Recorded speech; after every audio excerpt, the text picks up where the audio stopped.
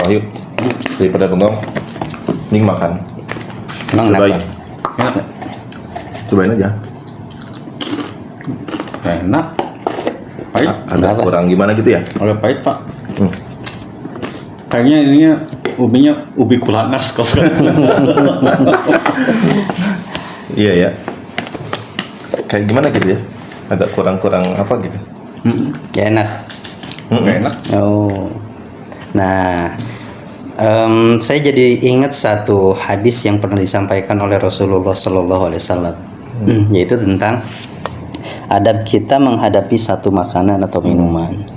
Bahwa Rasulullah SAW pernah menyampaikan dalam hadisnya, ma'aban nabiyyu ta'aman qattun kana idhashtahahu akalahu wa in karihahu tarakahu.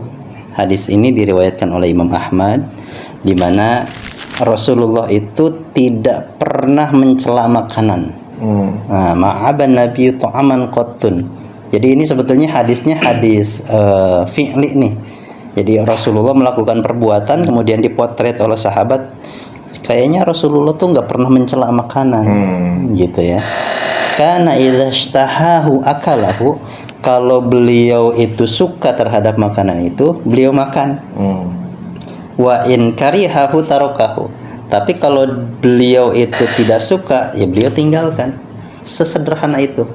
Tapi kan saya tadi nggak nyela, Ustaz. Cuman bilang nggak enak doang. Oh iya. Oh nyamuk nggak enak bu gitu. Ya, nah kadang kan kita gini ya, hari ini banyak food vlogger ya, yang kemudian review Kayak si Red makanan. Coat gitu kan ya. Sebut aja inisialnya. jadi review makanan, terus kemudian oh ini jelek gak enak dan lain sebagainya.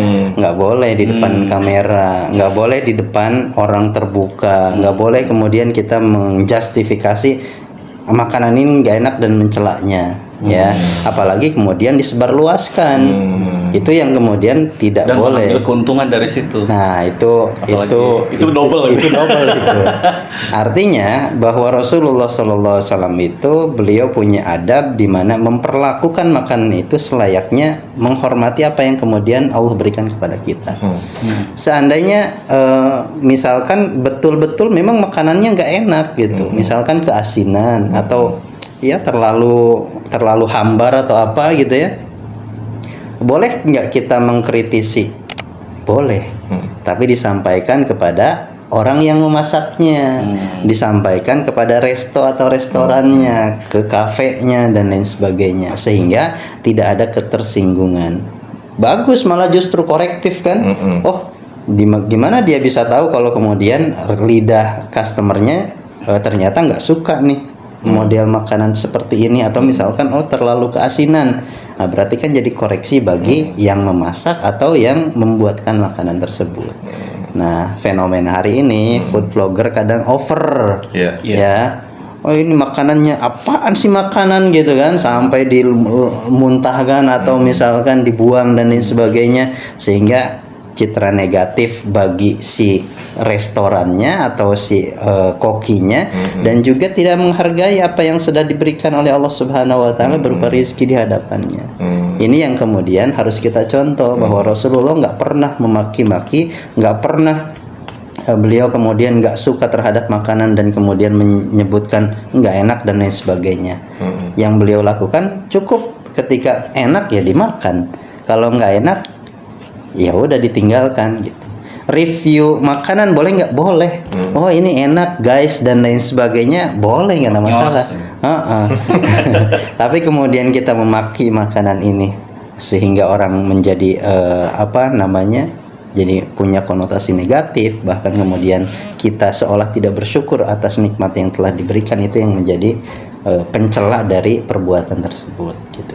Jadi saya ingatkan kembali bahwa mencela makanan itu tidak boleh. Berarti tadi termasuk saya bilang tidak enak itu termasuk mencela makanan, Pak ya?